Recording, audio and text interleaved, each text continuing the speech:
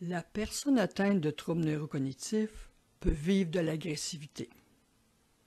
C'est ce que je vais décortiquer avec vous aujourd'hui. Comme par exemple, il arrivait que ma mère me fasse des crises intenses de colère quand j'arrivais à sa chambre. Elle pouvait me crier de sacrer mon camp, qu'elle voulait plus me voir, que j'étais qu'une égoïste qui ne faisait qu'à ma tête, que je voulais rien faire pour la sortir de là. C'était assez violent comme réaction. J'ai appris à prendre du recul et à ne rien prendre personnel. Si ma mère est fâchée à ce point, c'est qu'elle exprime un mal-être. Elle essaie de communiquer quelque chose qui ne va pas chez elle. C'est sa manifestation d'un besoin non comblé. Alors, je lui réponds avec une voix douce.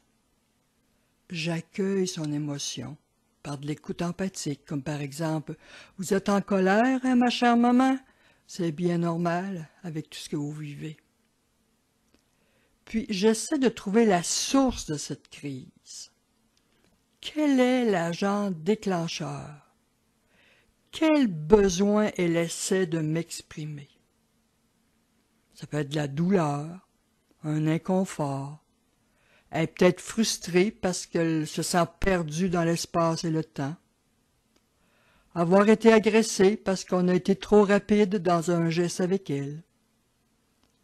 Parce qu'on lui a fait mal en la déplaçant. Parce qu'il y a trop de bruit ambiant. Comme par exemple, si la télé est ouverte, c'est peut-être trop d'informations à traiter en même temps.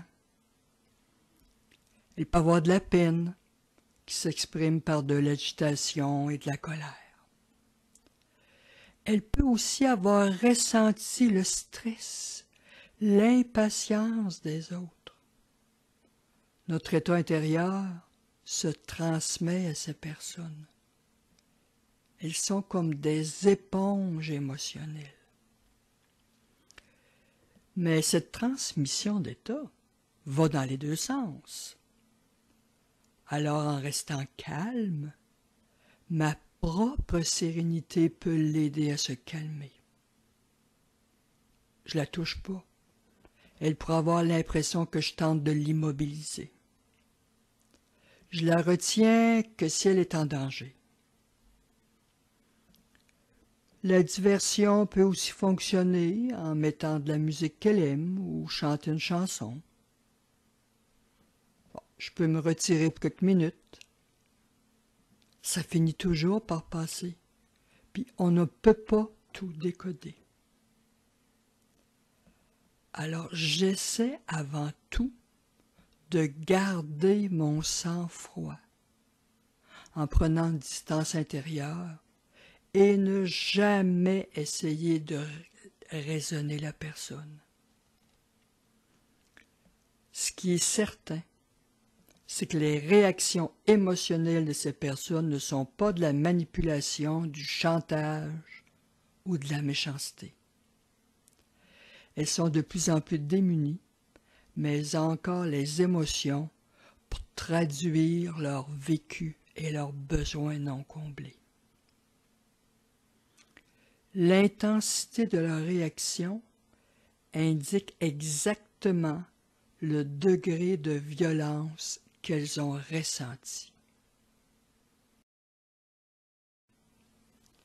La personne atteinte se sent probablement perdue, inquiète, vulnérable et désemparée une grande partie du temps. Ces sentiments qu'elle ne peut plus identifier affectent son comportement.